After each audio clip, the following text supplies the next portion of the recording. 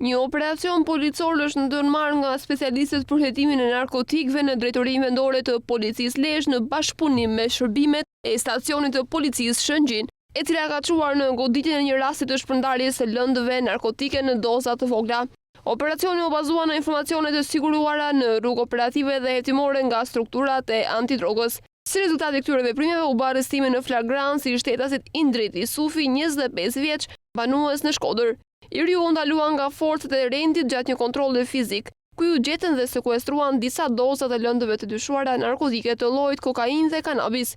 Sipas të dhënave zyrtare, këto substanca dyshohet se ishin të destinuara për shitje.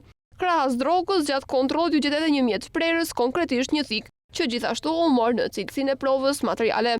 Pas arrestimit, materialet procedurale u referuan në prokurorinë pranë gjykatës së shkallës së parë të jurisdiksionit të përgjithshëm në Lezhë, ku Isufi do të përballet me akuzat: prodhim dhe shitje e narkotikëve, si dhe prodhimi, mbajtja, blerja apo shitja pa leje e armëve të ftohta. Policia e Lezhës njofton se do të vijojë me intensitet veprimet për parandalimin, evidentimin dhe goditjen e veprimtarive të paligjshme që lidhen me shpërndarjen e narkotikëve, duke theksuar rëndësinë e bashkëpunimit me qytetarët për denoncimin e rasteve të dyshimta.